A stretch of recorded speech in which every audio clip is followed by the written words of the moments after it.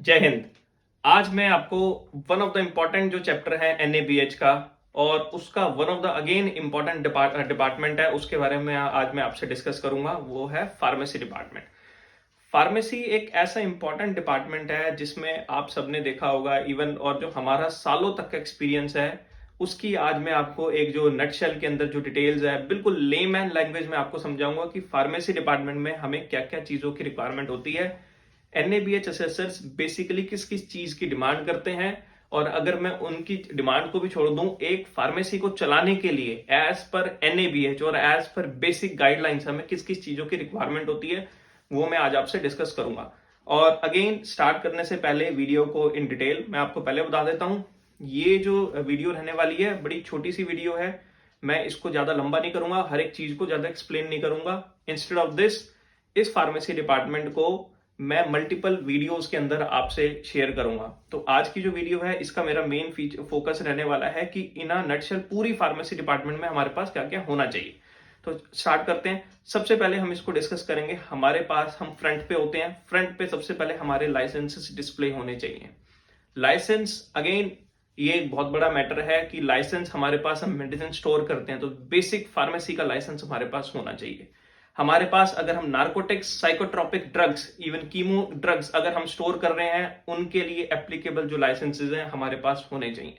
अगर हम food supplements use कर रहे हैं तो उसके लिए again food safety FSSAI licence हमारे पास होना चाहिए। बेटर रहेगा अगर हम इसको डिस्प्ले करके रखें, वो एक बेस्ट चीज है।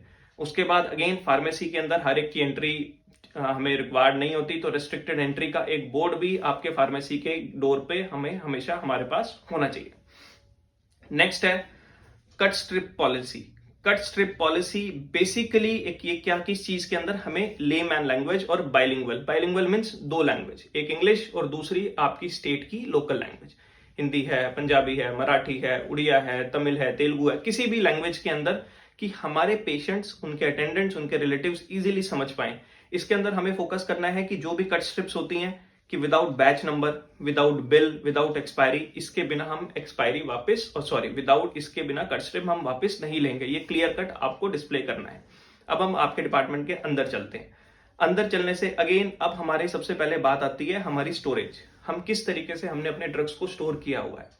इसमें हम मल्टीपल टाइप के इन्वेंट्री मैनेजमेंट के सॉफ्टवेयर भी यूज कर सकते हैं। स्टोरेज की हमारे कई तरीके की प्रैक्टिसेस होती है, वो यूज कर सकते हैं। हम अल्फाबेटिकली स्टोर करते हैं, हम ब्रांड वाइज स्टोर करते हैं। तो ये अगेन आपकी चॉइस है कि आप इसको किस तरीके से स्टोर करना चाहते हैं। फर्स्ट।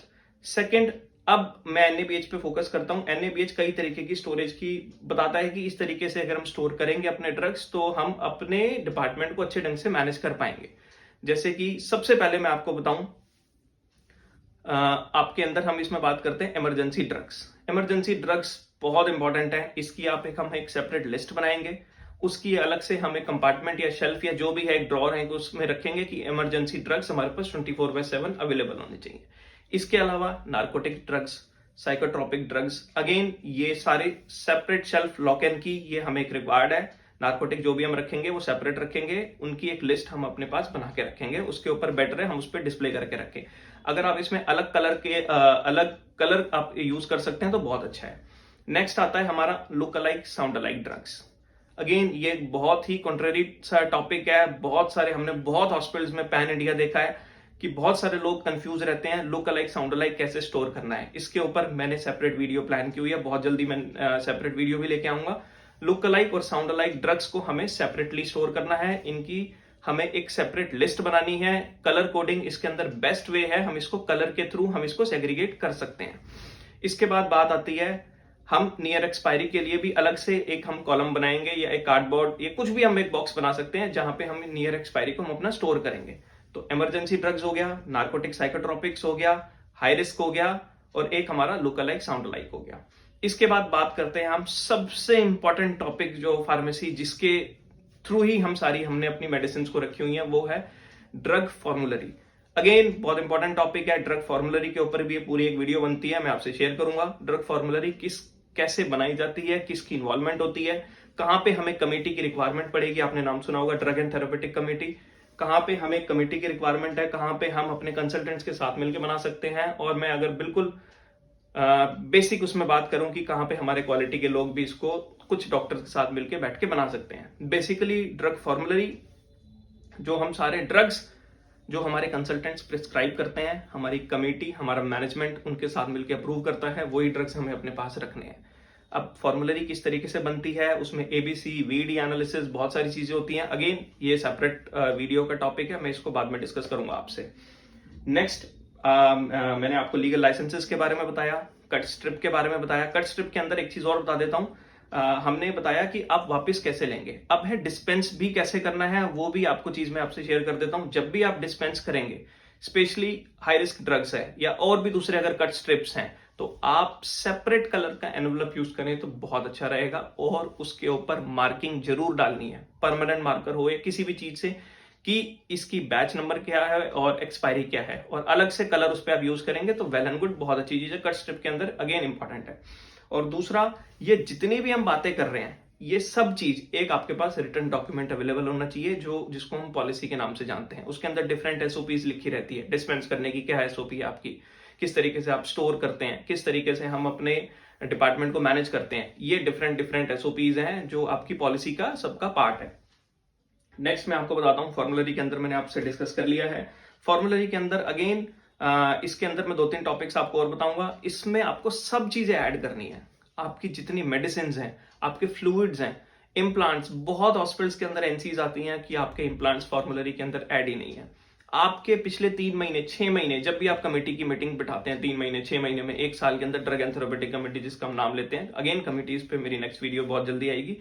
उस कमेटी में नए नए क्या एडिशंस आए हैं, कौन सी उस कमेटी ने या कौन सी आपके मैनेजमेंट ने नए ड्रग्स ऐड किए हैं, वो सारे आपको उस फॉर्मुलरी के अंदर आपको ऐड कर रहे हैं। इम्प्लांट्स अगेन बड़ी इंपॉर्टेंट चीज है। नेक्स्ट है टेम्परेचर एंड ह्यूमिडिटी, बहुत इंपॉर्टेंट है। आप इसको उस चीज में ना लेके जाएं कि हमें जी एक सिर्फ चेकलिस्ट भरनी होती है, हम इंस्पेक्शन आ रही है, हमने वो, आपने देखा हुआ एक छोटा सा टेम्परेचर मॉनिटर होता है, हम उसको फ्रिज पे लगा देते हैं, 4-6 महीने का रिकॉर्ड बनाया। आप इसको बेटर है आप दूसरे वे में लेके जाएं, जो मैन्युफैक्चरर कहता है। बहुत इंपॉर्टेंट चीज होती है कि मेडिसिन को इस टेम्परेचर पे रखना है, 2 to 8 पे रखना है, 25 डिग्री रखना है, store below 25 degree, below 30 degree. तो इससे मेडिसिन, ड्रग्स की एफिकेसी मेंटेन होती है। तो इस चीज का बड़ा ध्यान रखें। सिर्फ फॉर्मेलिटी नहीं है कि आपने एक टेम्परेचर मॉनिटर लगा दिया, चेकलिस्ट भर दी, काम खत्म। जितने पॉइंट्स मैं बता रहा हूं उसका इंटेंट को समझे। अगर वो इंटेंट आपने पूरा कर दिया तो आपको एनएबीएच क्या, कोई भी दुनिया के एक्रेडिटेशन हो, आप बड़े आराम से उसको निकाल लेंगे और आप अपने डिपार्टमेंट को बहुत अच्छे ढंग से मैनेज करेंगे।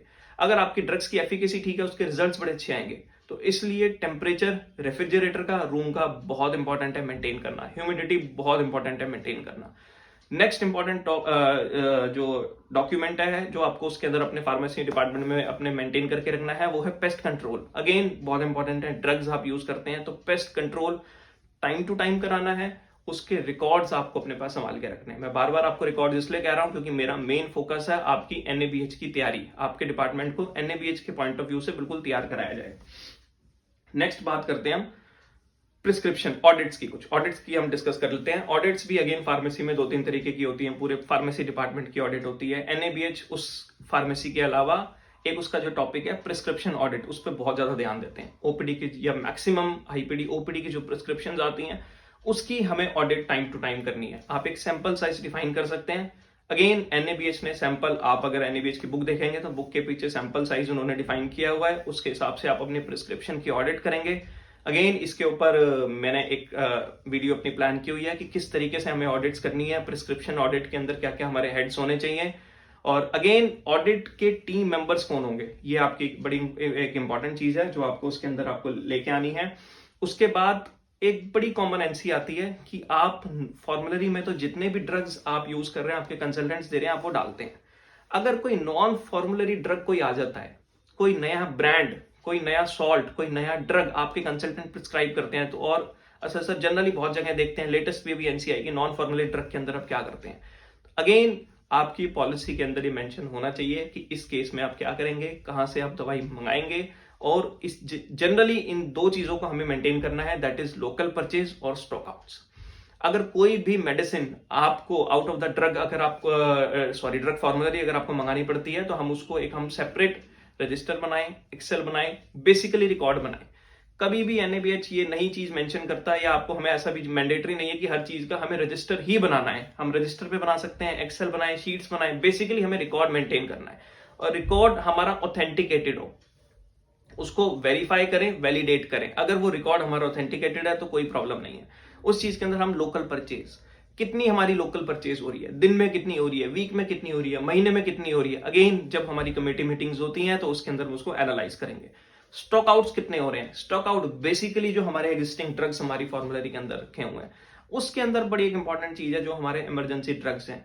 आप एक वो चीज मेंटेन करके रखें, एक बेसिक हमारा सेफ्टी लेवल ऑफ स्टॉक, कि वो कभी भी आपका नीचे ना जाए, स्पेशली इमरजेंसी ड्रग्स का। इमरजेंसी ड्रग्स अगेन बड़े इंपॉर्टेंट है। हम तो यही चाहते हैं कि बाकी डिपार्टमेंट्स में, बाकी जितने भी ड्रग्स हैं पूरी फार्मेसी में, स्टॉक आउट बहुत ही कम हो, होना भी नहीं चाहिए। बट अगेन ये आप डिपेंड करता है आपने अपनी इन्वेंट्री किस तरीके से मैनेज की हुई है, आपने बफर स्टॉक कितना मेंटेन किया हुआ है। अगेन फार्मेसी के अंदर ही मेरे हिसाब से 8-10 वीडियोस निकलेंगी बहुत जल्दी। मैं अब अगली वीडियोस आपसे शेयर करूंगा।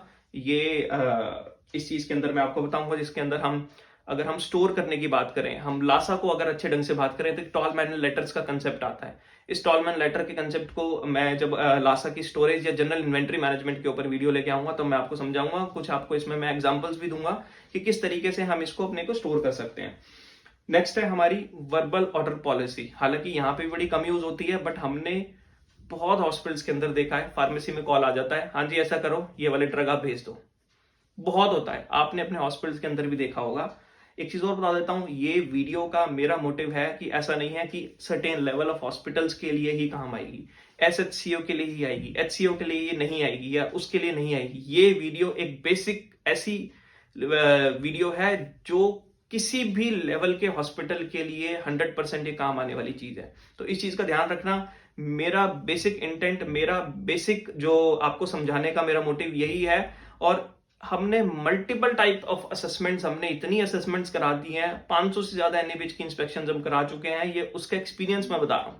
बहुत जगह होता है, फोन आ जाता है कि जी दवाई भेज दो, फोन असेसर आए हैं जी, उन्होंने ये चीज बोल दी है, हमने एक जगह लासा ऐसे रखा हुआ है, असेसर तो जी इसको गलत बोल गए, हमने ऐसे किया था लास्ट टाइम बोल गए, तो इस तरीके से ऐसे। तो उन सब एक्सपीरियंस हमारे में आगे आने वाली इस वीडियो में भी और आगे आने वाली वीडियो के अंदर हम आपसे शेयर करेंगे, और कैसे हम उसको बेस्ट वे कर सकते हैं। तो अगेन वर्बल ऑर्डर्स, इसकी आप पॉलिसी डिफाइन करेंगे फार्मेसी के लिए, जनरली एक्सेप्टेबल नहीं होते हैं, और बिल्कुल आप इसको लेके चलें कि आप अपने हॉस्पिटल, अपने इसको अपने डिपार्टमेंट के अंदर यूज ना ही करें, बेटर है। नेक्स्ट हम बात करते हैं इसके अंदर ऑडिट्स। मैं आपको बता चुका हूं, एक इंपॉर्टेंट टॉपिक है medication recall. Medication recall again बड़ा एक इंपॉर्टेंट टॉपिक है, अपकमिंग वीडियो के अंदर मैं आपसे शेयर करूंगा। कभी भी रिकॉल होती है तो आप इसके अंदर आप रजिस्टर, डॉक्यूमेंट, फाइल, किसी भी तरीके से कितनी रिकॉल्स हुई हैं आप इसमें, आप अपने इस डिपार्टमेंट के अंदर आप इसको मेंटेन कर सकते हैं। उसके बाद एक इंपॉर्टेंट चीज है फॉर्मुलरी से रिलेटेड, मैं आपको भूल गया था, 2 इंपॉर्टेंट बड़े टॉपिक्स हैं फॉर्मुलरी। इससे बाद एक लास्ट एक चीज मैं और बताऊंगा, उसके बाद मैं इस वीडियो को खत्म करूंगा।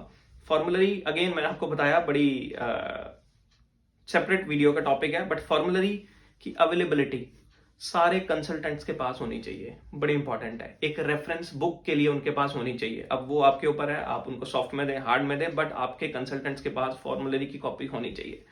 फॉर्मुलरी के अंदर लेटेस्ट एडिशंस, डिलीशंस वो आपके अपडेट रहने चाहिए। और इस डिपार्टमेंट में ऑलमोस्ट मैंने काफी चीजें कवर करी हैं। एक लास्ट बहुत कॉमन है, बहुत एनसीज आती हैं फार्मेसी में, जनरली कुछ इमरजेंसी कोड्स भी हैं जो अनाउंस करने पड़ते हैं, और ऐसी सिचुएशंस आ भी जाती है। आपके पास कोई मेडिसिन या लेने आया है, आप डिस्पेंस कर रहे हैं, इतनी देर में आपने देखा पेशेंट कोलैप्स कर गया, तो कोड ब्लू की ट्रेनिंग आपके डिपार्टमेंट में, हर आदमी को कोड ब्लू के बारे में प्रोटोकॉल्स, BLS पता होना चाहिए। कोड रेड की ट्रेनिंग आपको पता होना चाहिए कि अगर इन केस ऑफ फायर तो क्या आपके डिपार्टमेंट के लोगों को करना चाहिए, बड़ा इंपॉर्टेंट है। फिजिकल फाइट फार्मेसी के अंदर हमने ये ऐसी चीजें बता रहा हूं हमारे एक्सपीरियंस ही, कोड रेड, ब्लू और फिजिकल फाइट, इसके अंदर आप कोड पर्पल बनाएं, कोड ऑरेंज बनाएं, कुछ भी बना सकते हैं, ये चीज बड़ी इंपॉर्टेंट है। और कुछ साइनेजेस हैं जो मैंने अभी तक मैंने आपको वीडियो में शेयर भी करे हैं, फिर भी एक बार आपको बता देता हूं।